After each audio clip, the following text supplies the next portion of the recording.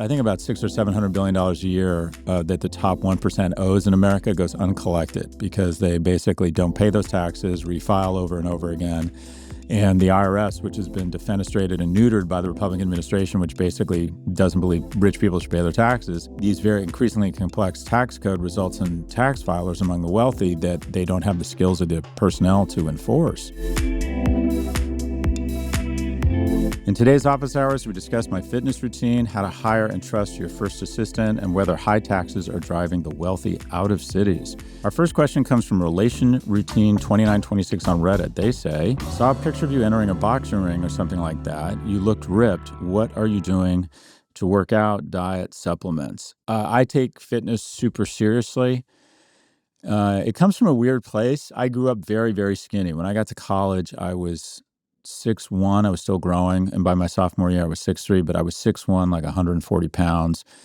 And I had bad skin. So I was just very self-conscious about my appearance. I looked like Ichabod Crane with acne. And then I started working out. I started lifting weights. I was on crew, and the trainer there put me on this massive weight gain program. And by the time I was a sophomore, I was 6'2", 6'3", 185, and ripped, quite frankly. And I took a drug called Accutane, and it cleared up my skin. I remember the exact same moment. This woman named Cecilia, who was a cheerleader, and I was at a fraternity party, and she looked at me and she wouldn't look away, and I got self-conscious, and I looked at her and she smiled at me. And I said to my friend, I said, that woman's staring at me. And my friend goes, bro, she's into you. I had never had a woman just look at me and express that type of interest who was that attractive before in my life. And I got confidence. I started doing better at sports. Women were interested in me for the first time in my life. And by the way, I think there's an advantage to not being very good looking when you grow up, and that is you develop other skills. I developed a sense of humor, recognizing that was my only shot at getting a woman to date you. And by the way, humor is right up there with good looks, maybe more so. This is my impression of a woman. I'm laughing, I'm naked. If you can make a woman laugh, she will go out with you. Anyway, I got bigger and ripped and got very into fitness. And immediately these wonderful things happened to me. So I've always associated being strong and, looking okay with your shirt off, quite frankly, with a lot of good things. And my whole life, for my fitness secret is the following. I've worked out 4 to 5 times a week for the last 40 years. There's just no getting around it. Fitness, and I think it's the ultimate youth serum. I also do a shit ton of other things. The other 2 legs of the stool are nutrition and sleep. I prioritize sleep. I don't have an alarm clock. I generally go to bed around 2 a.m. I generally wake up around 9, somewhere between 9 and 10. I prioritize my sleep. My nutrition is where I fall down because I'm on the road a lot and I'm not disciplined. I eat a lot of shitty food, but when I'm home, I eat really well, a lot of organic stuff. So I probably eat better than most people, but not as well as I should. And where I really fall down is in my consumption of alcohol and to a lesser extent THC. And I'm trying to replace alcohol with THC.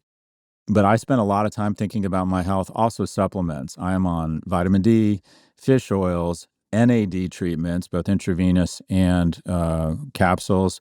I am on testosterone therapy and have been for a few years now. My workouts have changed dramatically. I'm more about mobility and flexibility now than about just trying to be big. I've lost about probably 5 or 7 pounds of muscle.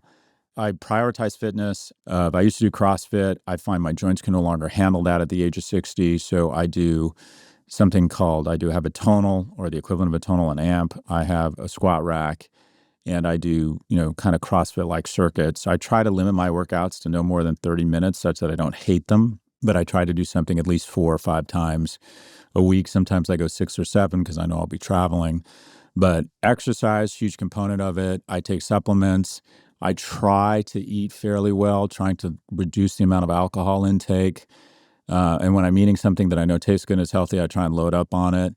And also I prioritize sleep. I make sure that I always get enough sleep because I couldn't in my 20s and 30s. And you can handle that in your 20s and 30s. I used to take overnights to Germany when Audi was our client and go straight to work. And, I could, on 4 or 5 hours a night for 7 days, just go hard because I was trying to build a company in economic security. But I think once you get into your 40s and 50s, you really want to dial it back and realize that your 45-year-old liver is not your 25-year-old liver, and you need to prioritize sleep, nutrition, and exercise. You want to work out? Well, grab your shoes right goddamn now and go. That is the key, and that is eliminating the delta between thinking about it and doing it. But yeah, it's been an enormous gift for me. Thanks for the question. Our second question comes from Kim. Kim asks, Hi, Scott. This is Kim calling from Chicago. I have a question about hiring a personal assistant for the first time. I have a day job, but have been running a small side business doing design work in my free time. It's getting a bit overwhelming, and I've decided to hire a part-time personal assistant for the first time. It would just be a contract laborer. How do I go about trusting the person who I bring into my life to help me with my email, finances, all of the above? How do you vet someone and ensure that you can trust them with your important information and trust them enough to actually be of great use to you and make your life easier so that you can do more great work? Thank you. so first off, Kim, you're thinking the right way. Greatness is in the agency of others. The difference between me and other academics who have a footprint in the fact that I make sometimes 5 or 10x what they're making, if not 50x. I get so many calls from academics and they want advice. What they say to me during the course of their call, if I really read through the lines, is, hey, Scott, I'm so much more talented than you and my work is so much more interesting, and yet you are so much more successful. How do I close that gap? And it's pretty simple. I've always been able to attract and retain really talented people to scale the talent I have and build bigger businesses. That's the whole fucking shooting match, full stop. And management goes into a different set of principles, and it's not something that's easy and it's not obvious. People think, oh, I'm a good person, I'm smart, that makes me a good manager. No, it's its own competence that requires compensation, building a culture, demonstrating excellence, giving people the sense that if they are loyal to you, you will help them develop economic security such that they think, okay, I'm going to attach my cart to this guy's horse. It's a whole list of what it takes to be good at building businesses and stakeholder value. A decent place to start is to start scaling yourself with a personal assistant. I ultimately decided at a very young age, I don't want to do anything someone else can do for me. I want to develop a series of finite attributes, qualities, competences that I can become great at, and then I'm going to outsource everything else. It's called comparative advantage. It's essentially how nations prosper, and this is the way an individual prospers. And that first place professionally is an assistant. So let me be clear. I am fantastic at scaling myself with good people. I have been an enormous failure with assistants. A lot of my bad karma has come around to me with my assistants. Let me give you a brief insight into some of my latest assistants. By the way, my assistant who is with me now is outstanding, Mary Jane. But before that, my assistant was so severely depressed that for a good 2.5 years, she could not get out of bed 2 or 3 days a week. And so I would have meetings and I would get a call from my lunch meeting and they'd say, where are you? And it would be on my calendar and I couldn't get a hold of my assistant.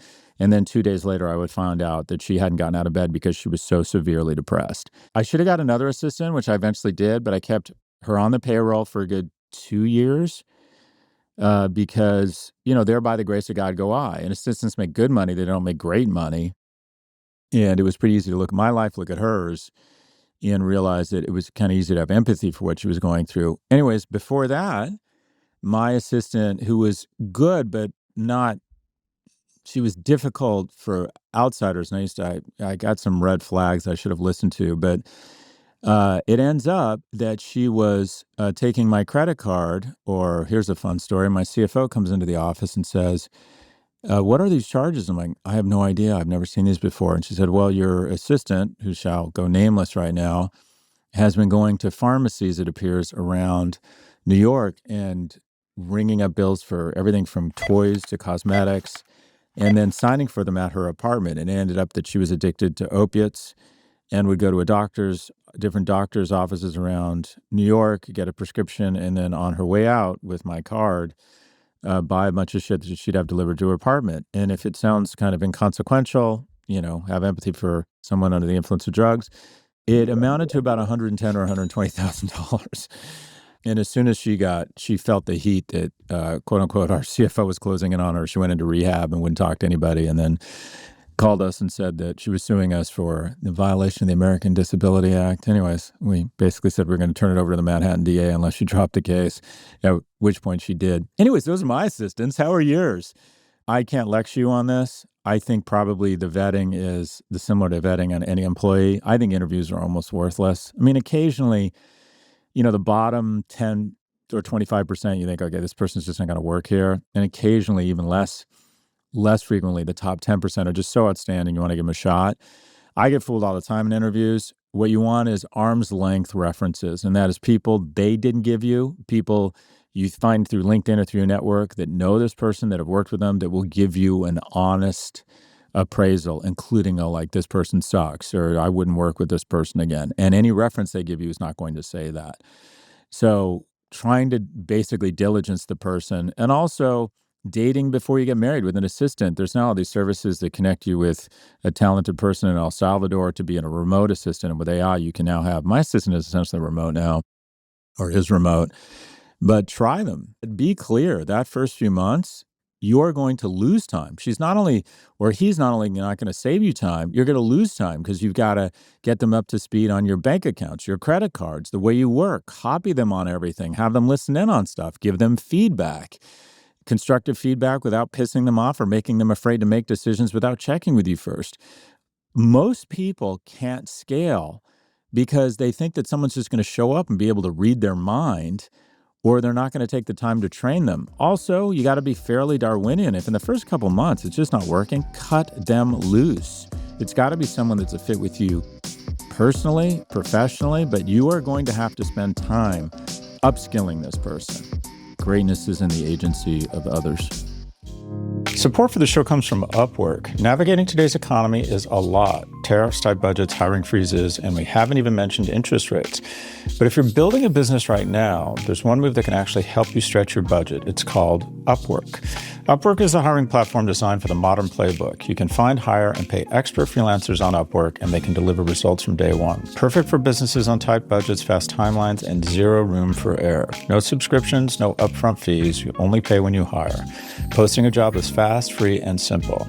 If you've never tried Upwork, now's the perfect time. They're giving our listeners a $200 credit after spending $1,000 in your first 30 days. That's $200 you can put toward your next freelancer, design help, AI automation, admin support, marketing, whatever your business needs.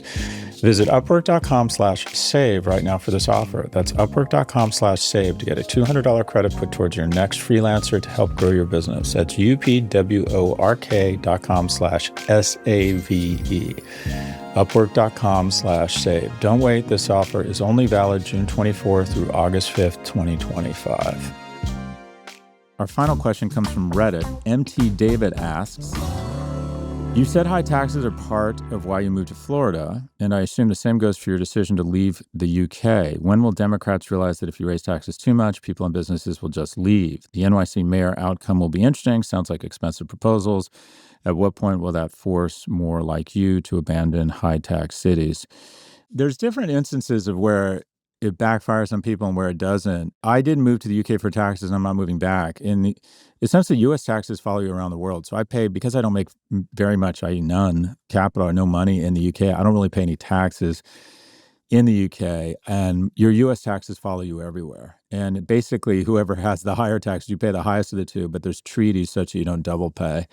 But I didn't move to the UK, nor am I leaving the UK for taxes. However, this non-dom tax, where they're basically saying, regardless of the tax status you might have enjoyed as a non-domiciled resident of the UK, they've done away with that, and a lot of people are going to see their taxes skyrocket, especially estate taxes, and they've decided to peace out to Milan or Dubai.